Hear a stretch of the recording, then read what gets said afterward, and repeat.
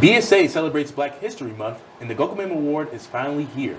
A look at the dime wars on campus and the upcoming Admitted Students Day. Stay tuned.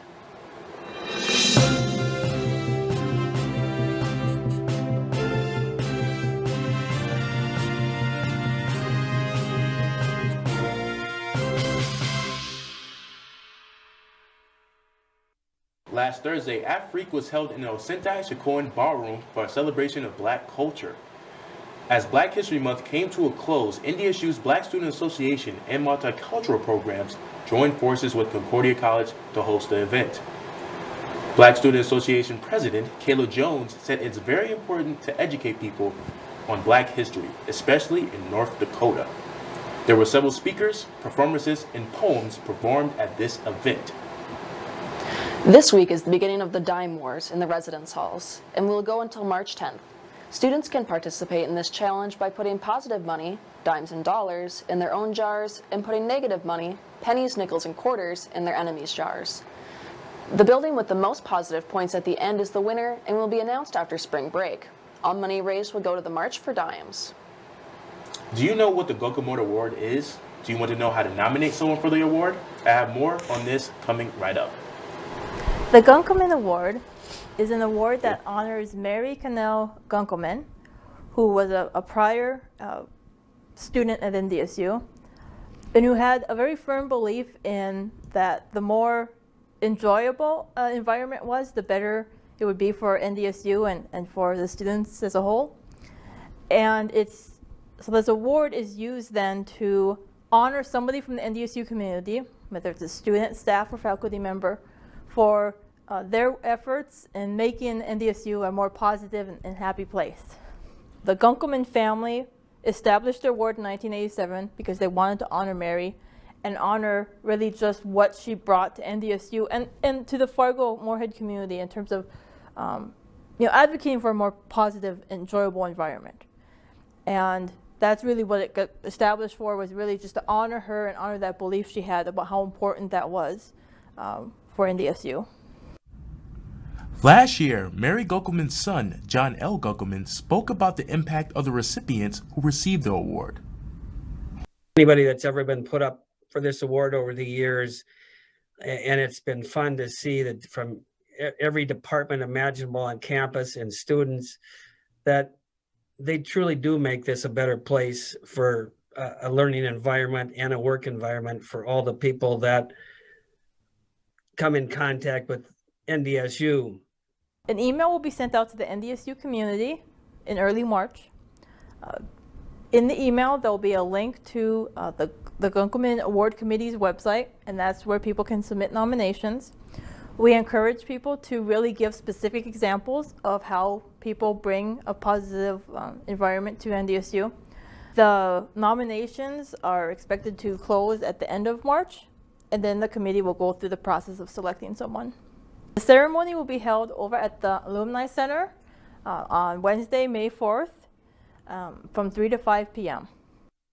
I really feel like with everything that's going on in the world, I really want to push people to think of somebody to nominate and to do so. And to just, I would love for our committee just to have hundreds, if not thousands of people to have to go through. I mean, that would be a lot of work for us, but at the same time, I think it really just would be so wonderful to have like this huge list of nominees, like all these wonderful people, and really celebrating what people are bringing to campus. The Memorial Union is hosting Casino Night tomorrow in the Ndsu Ballroom. This event is sponsored by Campus Live and RHA. This event will be held from 9:30 p.m. to 1 a.m.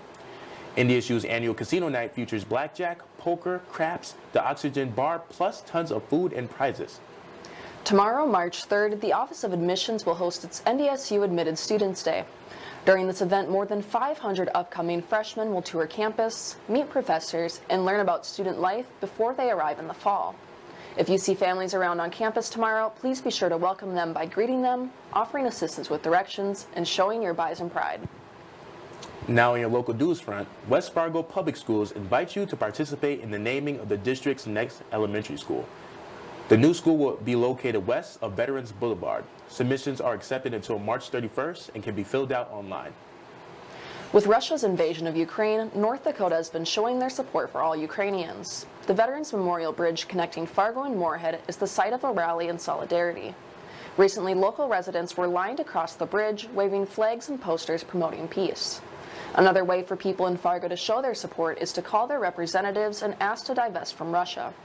There's a Sunset Peace Vigil planned for this Sunday, March 6th, at Veterans Memorial Bridge. On Monday, a large fire at Auto Salvage lot in Fargo destroyed nearly 24 vehicles.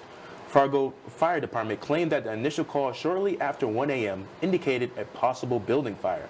The Fire Department Battalion, Jeff Jason Ness, says the fire involved 23 vehicles which were parked inside a security fence at Auto Salvage near the Amazon's fulfillment center. There are some big names in the rock music industry that are planning on stopping to play in the Fargo-Moorhead area. Tickets went on sale yesterday, March 2nd, for Greta Van Fleet. The Grammy Award-winning rock band plans to perform on September 23rd in the Fargo Dome. The band Hailstorm, along with Stone Temple Pilots and Blackstone Cherry, will be at the Bluestem Amphitheater in Moorhead on May 28th. Their tickets go on sale on Friday, May 4th at 10 a.m. Coming up later tonight, Dash Menzel has a sports update, and Coy Hartle will give you a look at your weekly weather. Stay tuned. There are so many great things to experience at NDSU. Okay, Dash. It's hard to pick one, but my favorite is the people. They make it such a warm place. The Bison aren't just across the country, they're across the globe. It's the perfect distance from home. The faculty are our biggest cheerleaders. Hands-on research experience. The affordable tuition.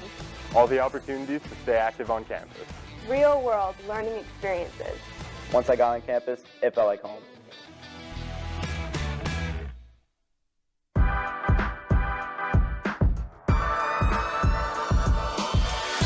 My name is Addie Stewart, and I graduated from NDSU in the Department of Communication in 2018. My degree was in strategic communication, and I'm the communications specialist for the city of West Fargo. That includes social media, press releases, breaking news, interviews, media relations, and more.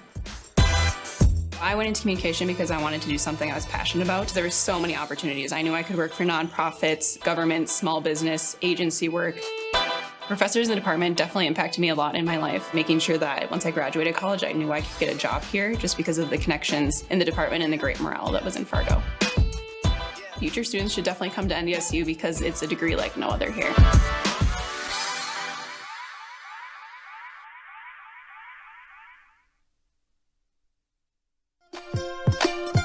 The NDSU Bookstore has everything you need to show off your Bison pride. The bookstore can have you sporting green and gold wherever you go. It offers many different brands, sizes, styles, and selection so that you find exactly what you're looking for. Shop the NDSU Bookstore and show your spirit today.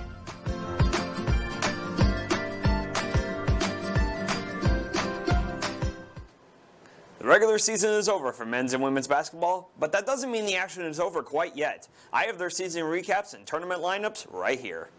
The men's basketball team started out the season with an 8-4 non-conference record, then added on to it with a 13-5 conference record in the Summit League. With a 12-3 record at the Shield Center, this was enough to earn a 21-9 overall record and a second seed in the Summit League tournament.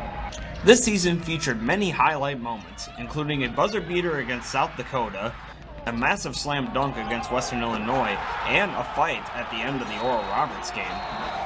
Their first game of the tournament will be against 7th-seeded Denver on Saturday at 8:30 p.m. This is a rematch of the first round of the 2020 Summit League tournament, which saw NDSU barely squeak by Denver 71-69. The Bison swept Denver in the regular season. The women had an up-and-down trend to the season, with a 4-6 record in non-conference play, and then in Summit League conference play having a 7-11 overall record, with a 7-7 record at the Shield Center. A good end to the season was enough to give them the 6th seed in the tournament. This season's highlights included big home conference wins against Oral Roberts and North Dakota, and a great fight against 6th-ranked nationally Arizona. Their first matchup will be on Sunday against 3rd-seeded Kansas City. Kansas City won both of the regular season matchups this year, but neither of them were by more than 9 points. We wish both teams the best of luck. Track and field competed at the Summit League Indoor Championships this past Friday and Saturday. Trevor Auderdale launched a new career best white throw of 22.69 meters to capture the first individual conference championship of his career. Brandon Lewis defended his Summit League long jump title, winning with a mark of 7.37 meters. Eric Van Erp won the heptathlon with 5,091 points. Christopher Thompson won the shot put with a season best throw of 19.56 meters. Kelby Anderson ran away with a 3,000 meter title in 9 minutes and 29 seconds for the second fastest time of her career. Amy Phillips defended her Summit League crown in the weight throw, posting a mark of 19.86 meters for the win. Amanda Anderson took the crown in the shot put with a throw of 15.57 meters, and also for the first time since joining the Summit League in 2008, the North Dakota State women's track and field team did not win the league's indoor team championship on Saturday. South Dakota women's took the title with 200.5 points, and the Bison earned runner-up honors with 152. For wrestling, the Big 12 championships will be going on all weekend in Tulsa, Oklahoma. Baseball won only one of 4 games in a series against Dixie State this past weekend. Dixie State took the first 2 games before the Bison got a win on Saturday evening with a score of 6-2.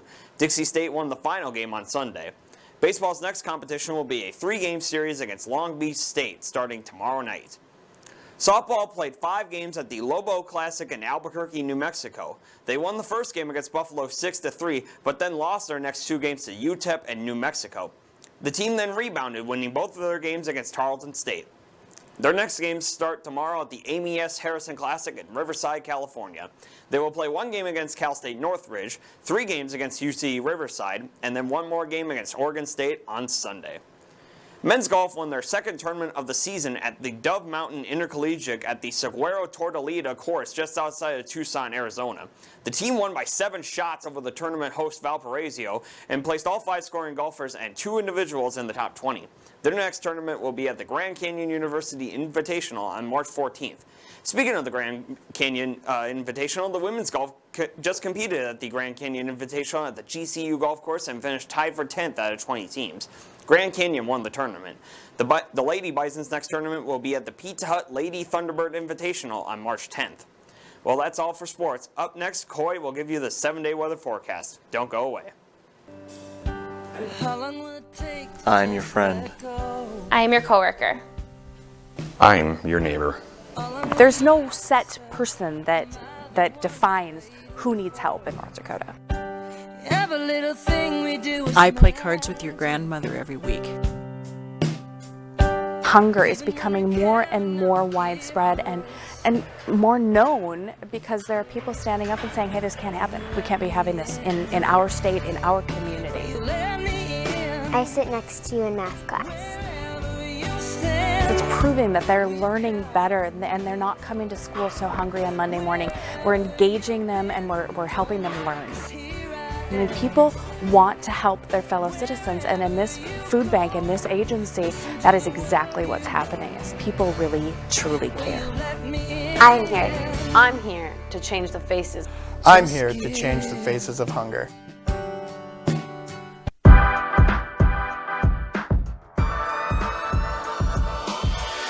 My name is Addie Stewart, and I graduated from NDSU in the Department of Communication in 2018. My degree was in strategic communication, and I'm the communications specialist for the city of West Fargo. That includes social media, press releases, breaking news, interviews, media relations, and more.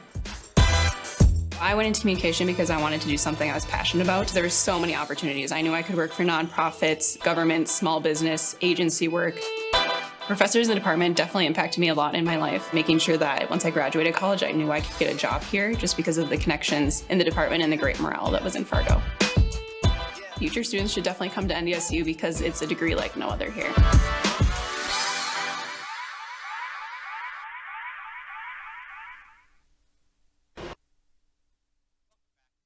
Look at what to expect in the next week. We're coming off a week of some pretty nice days, and it's looking like this trend will continue for the most part over this next week. Starting with tomorrow, highs have a chance of breaking the 30-degree mark, but it still won't be above freezing yet. We'll also see some cloud cover throughout the day on Saturday. We have a chance for some snowfall during the day Saturday, with some winter storms likely south of Fargo in southeast North Dakota and southwest Minnesota. If you plan on traveling that way for the weekend, then be sure to be watching the weather as the storm develops. Moving on to Sunday, highs will drop down a bit to the upper teens. However, we will still get some sun peeking through the clouds again throughout the day. On Monday, we'll see highs right around the 20 degrees again, but temps shouldn't vary as much throughout the day like on Sunday. Tuesday will continue warming up just a bit to under 30 degrees. Wednesday might be a little chillier as lows will drop to the single digits. In addition, we could see some scattered snow showers in the evening. And finally, Thursday will be the chilliest day of the week with a high of 11 and a low of 6 degrees below zero. It will still be a pretty nice week overall. Just remember, we do have that storm to the south to look out for on Saturday, so plan appropriately for that. Well, that's all for this week's forecast. If any of you at home would like to submit photos or videos of some interesting weather that you see in your area, then you can do that online by going to www.ndsubin.com/news. Well, that's all for our show today. For more news, be sure to follow us on social media so you can stay up to date on what's happening. Thank you all for tuning in tonight, and have a great night.